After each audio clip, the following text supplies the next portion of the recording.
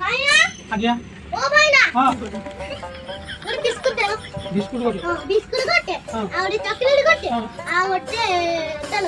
तेल गोटे गोटे आ कोन आ किछ तुम्हें साइकिल टा आलो दुकान भीतर पूरी दो पदार रखी भीतर तेल गोटे देली तेल गोटे साबुन गोटे देली आ बिस्कुट गोटे बिस्कुट गोटे बिस्कुट गोटे बिस्कुट गोटे ए मेरी बिस्कुट हां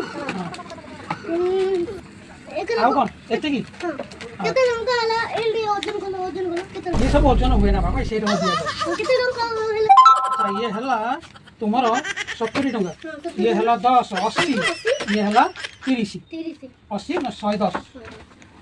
टंका दे ए बुढ़ा को एते लंका कहला नि मु तो एते लंका आनी नि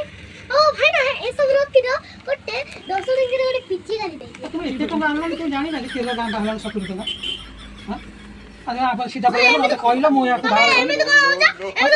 याद देखे भाई ए तो मु मागिल ना गोसन आपे आपे मागिल ना को अच्छा ठीक है खाली गोटे पिची गाली ये पिची लिया केते लंका है एटा 50 टंका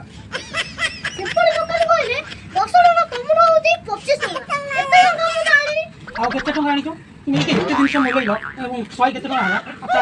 हां ठीक अछि छुआटे मोले रखि दे